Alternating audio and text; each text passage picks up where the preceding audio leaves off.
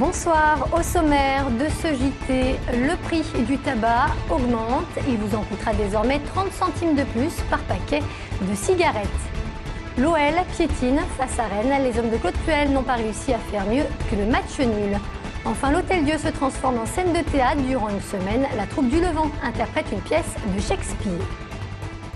Depuis aujourd'hui, il vous coûtera en moyenne 30 centimes de plus. Je veux parler du prix du paquet de cigarettes. Une mesure plutôt mal accueillie tant par les fumeurs que par les associations de lutte contre le tabagisme.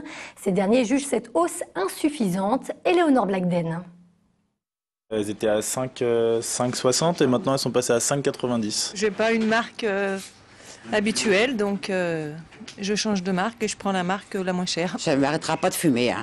30 centimes de plus en moyenne pour un paquet de cigarettes, soit 5,90 € pour les marques les plus vendues. Une augmentation des tarifs du tabac en vigueur depuis ce matin qui inquiète les buralistes. À chaque augmentation, il y a une diminution de notre clientèle. Les petits tabacs vont souffrir plus que les gros et l'approvisionnement se fera à l'étranger et le nombre de fumeurs ne baissera pas. Pour les associations de lutte contre le tabagisme et le corps médical, cette augmentation de 6%, un an tout juste après la dernière en date, ne serait pas suffisante. On sait qu'une augmentation de 6% du prix du tabac est une mesure en général inefficace pour obtenir une réduction significative du nombre de fumeurs. On sait qu'il aurait fallu augmenter de manière beaucoup plus significative le tabac pour avoir un effet sur le nombre de fumeurs, c'est-à-dire d'au moins 10 à 20%. Malgré les nombreuses aides aujourd'hui proposées pour arrêter de fumer, une forte sanction financière semblerait être la solution la plus efficace. Prochaine étape dans la lutte anti-tabac, des photochocs adossés à tous les paquets feront leur apparition en France courant avril 2011. Un étudiant de 22 ans est décédé hier matin après avoir été percuté par une voiture quai Saint-Vincent. L'accident a eu lieu peu après 5 h du matin. Le conducteur du véhicule, âgé de 26 ans, revenait d'une soirée entre amis. Il roulait en état d'ébriété et a même avoué avoir consommé des stupéfiants. Une information judiciaire a été ouverte aujourd'hui pour homicide involontaire. On écoute l'avocate du conducteur au micro de Benoît d'Autriche. Mon client est totalement effondré, à telle enseigne que le juge d'instruction l'oblige à un soin psychiatrique ou psychologique en tout cas. Parce qu'il réalise le drame de ce qui s'est passé. Il nous manque des éléments parce que les faits sont arrivés ce week-end. Donc il faut voir dans quelles conditions tout ça a pu se produire et notamment qu'on auditionne les personnes présentes, témoins éventuellement de la scène. C'est d'ailleurs seulement à quelques mètres de là, toujours quai Saint-Vincent, qu'un autre accident était survenu. En mai 2008, 4 usagers de Vélove avaient aussi été fauchés en pleine nuit par un automobiliste, également sous l'emprise de l'alcool. Cet après-midi, le tribunal correctionnel a condamné le chauffard à 24 mois de prison, dont 15 avec sursis. Ce dernier a décidé de ne pas faire appel.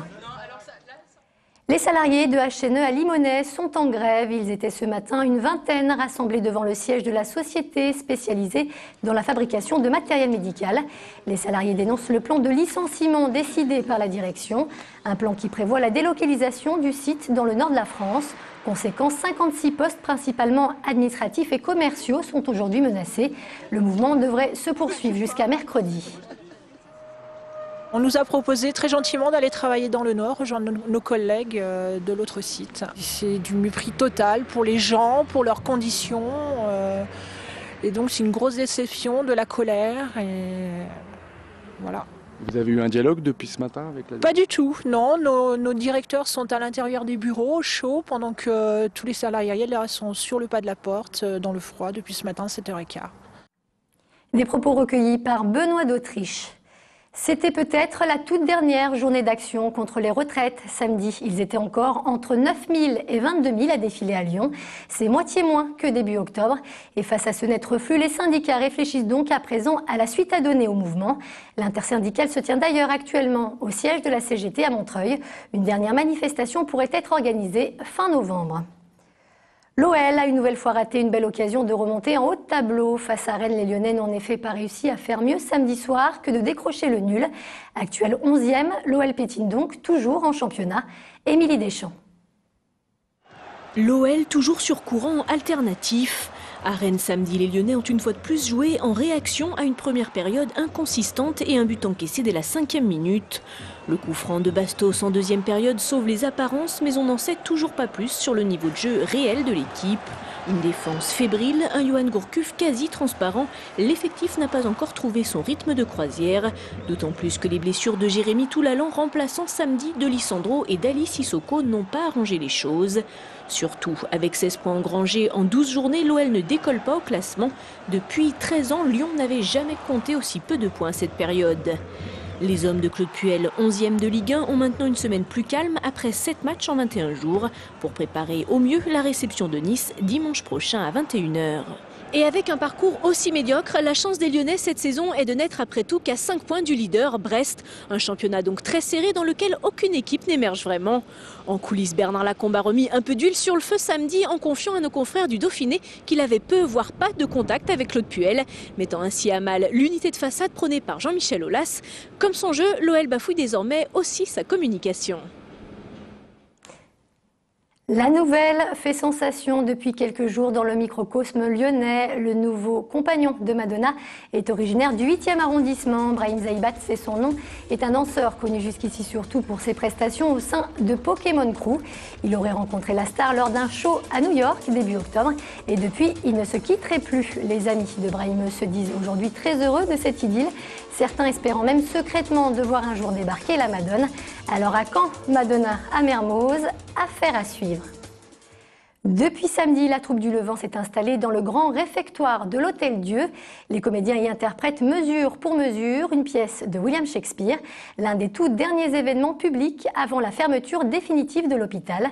Gérald Bouchon. On admire, c'est un bâtiment qu'on admire, c'est un bâtiment qui est chargé d'histoire, un sentiment mais en même temps de familiarité parce que c'est un lieu dont on est voisin quand on habite Lyon.